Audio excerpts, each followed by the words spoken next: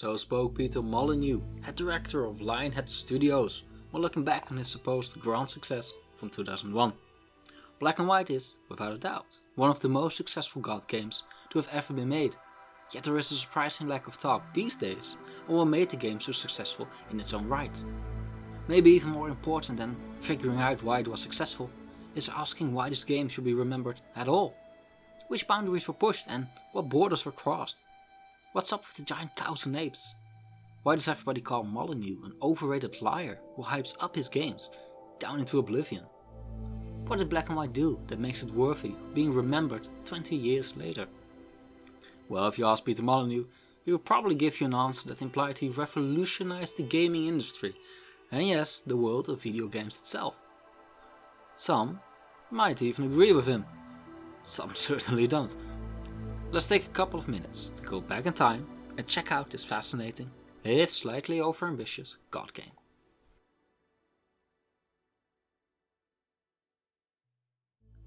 The story of Black and White starts in 1997 in the house of Molyneux, where he met with his new co-workers so all could pitch their ideas for the first game to be made by the freshly dubbed Lionhead Studios. Some ideas were floating around, like a jailbreak-esque game, but none of these ideas could really grow roots within the group. Now, according to the story, it was Molyneux's idea that grasped their full attention. An utterly free world that would allow the player to do literally anything. Anything. Fully dynamic, fully customizable, absolute freedom. Now for Molyneux, this was an expansion on his earlier work, Populous, a game that is by many considered to be the first God game. This time, however, Molyneux was aiming to find, and crash, the limits of what was technologically possible. Little villagers who could live their own lives, get married, have friends and children, streaming rivers full of aquatic life, and the wind blowing through the trees and grass. His pitch was ambitious indeed, especially in 1997, back when games looked, like this. For Molyneux, Black and White was to be the ultimate God game. You will be able to perform miracles, expand your religion, build temples and be worshipped as a deity. It was deemed important that your actions had consequences. Every decision that was made would either be good or evil, which then will be reflected in-game. For every man you killed, your temple grew darker. For every healing miracle you performed, your temple turned from granite to marble. For every fire you started, the sky turned more and more blood red. For every life you saved, your followers would live happier and healthier life, and so forth and so forth. You get the idea. Now for Molyneux, that was not to be the selling point of Black and White. As a god, you would have an avatar represent your presence in-game. A creature, these guys, trained and guided by the player, would learn from your actions. It would observe what you would teach it, and then try to apply it in the game. It would grow in length, weight and height, develop its own unique personality, and observe every move the player made. In this sense, as Molyneux would describe it, Black and White would feature an overgrown Tamagotchi that could perform godly miracles. Nowadays in 2021, Peter Molyneux has a bit of a reputation of overselling his own products. A lot of the features Molyneux mentions in interviews and conferences usually don't appear in his games, but there is a different side to this that I would like to discuss. Specifically, his habit of describing in-game features that his own co-workers were not aware of. It should therefore not come as a surprise that in the years following 1997, the crew of Lionhead Studios would work tirelessly to fulfill Molyneux's promises. Some he just seemed to make up as time passed by.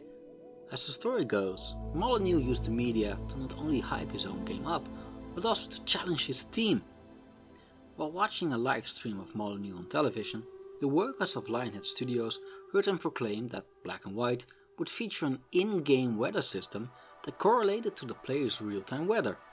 Now this was the first time Molyneux's co-workers had heard of this, and it wouldn't be long before the request was made from Molyneux for this feature to be implemented. What Molyneux described as motivational challenges for his employees can easily be interpreted as overambitious ideas that Molyneux didn't know whether or not they could even be implemented. Another interpretation is that the man was just extremely lucky that he had colleagues that didn't leave the project the moment their boss announced another feature he wanted implemented. But history is written by the victor, and the in-game weather system became part of the game, so Molyneux is not considered to be borderline abusive or a bully, but rather a passionate man with unorthodox ideas. Considering these working conditions, it really is a miracle that this game was ever released. Let us look at the timeline set by Molyneux. Thought of in 1997, worked on for years and so close by the deadline of September.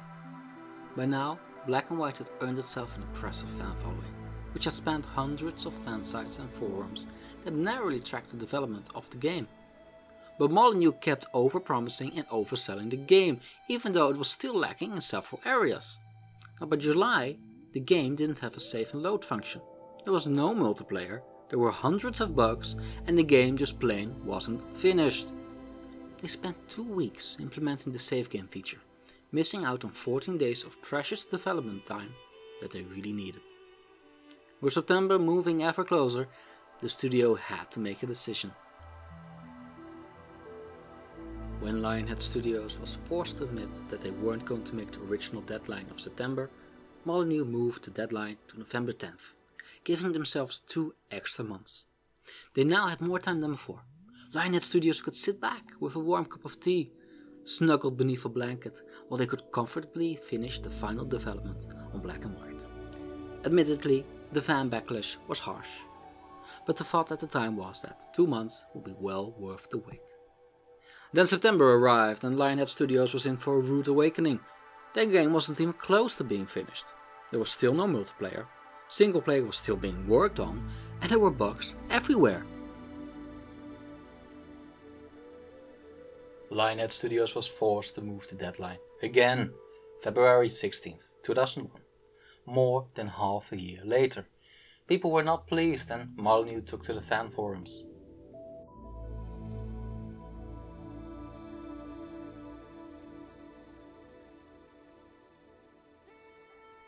While Molyneux and his studio definitely deserve some part of the blame here, it should also be mentioned that the fan sites were reporting false information to each other, inventing features that not even Molyneux had heard of, thereby setting the bar even higher than where he had already placed it. And that's a pretty high bar. Now at the same time, Lionhead Studio employees were working overtime to perfect their game.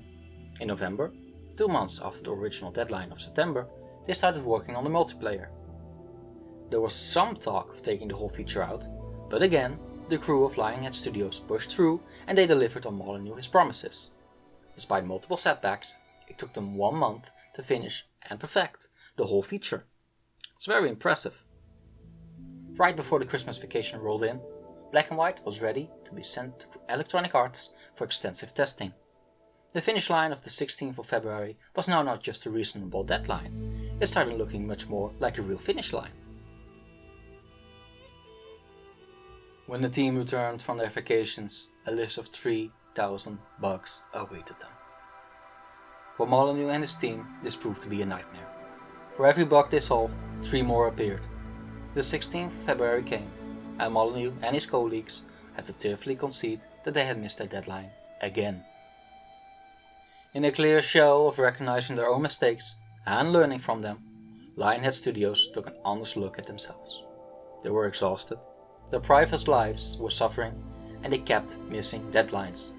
Time had been their enemy, so they agreed on a new deadline that would give them enough flexibility to finish the project on time. They set the deadline on the 23rd of February, 7 days after this finish line.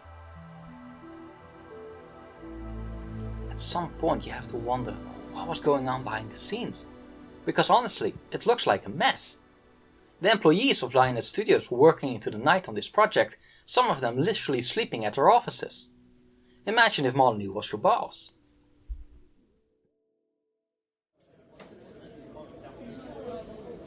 Alrighty, time to finish up and go to my weekly evening of board games. Oh, everyone, a moment of your time please.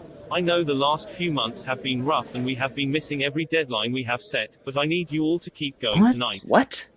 That also counts for the next 7 days. What? As you guys know, for the last 6 years, I have been going to a game night hosted by other video game producers. I will be going now. Didn't you break up with your girlfriend because of this project? Is it not a terrible thing to ask us to meet your deadlines and your demands when the worst thing you have to lose is your game night?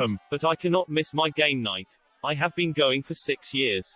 You guys You understand, kept promising don't you? new features without discussing them with us, and we keep missing deadlines because of I have it. a newborn daughter I haven't seen in Last weeks. night I slept on the floor. The weather feature took over a month to implement. My children don't recognize me. My wife keeps joking about leaving me because I am keep always dreaming at of the cows office. and monkeys. Anyway, they did make the deadline this time. On the 23rd of February 2001, 6:30 in the morning, the sleep-deprived, unwashed and, in my humble opinion, underpaid workers of Lionhead Studios could celebrate victoriously. Despite all the odds, they had done it. Black and White was finished and ready to be sent to the publishers for mass production. So, had it all been worth it? From some of the stories from more than 20 years ago, it becomes clear that the majority of the employees of Lionhead Studios had sacrificed their social lives. Some of the workers hadn't seen their newborn children in quite some time, while others had to abandon their romantic relations in the pursuit of Molyneux's vanity project. Yet, the game was awarded Game of the Year multiple times, and is still even talked about today. So, after all the missed deadlines, giant monkey designs, and tears spilled, what did Black and White look like? You've been seeing it in the background, but what's the true and pure core of the game? In the coming videos, we will take a look at what is still being hailed as the best God game of all time, looking into what makes it tick and what makes it good, or perhaps bad. Stick with me as we look at Lionhead Studios' Black and White.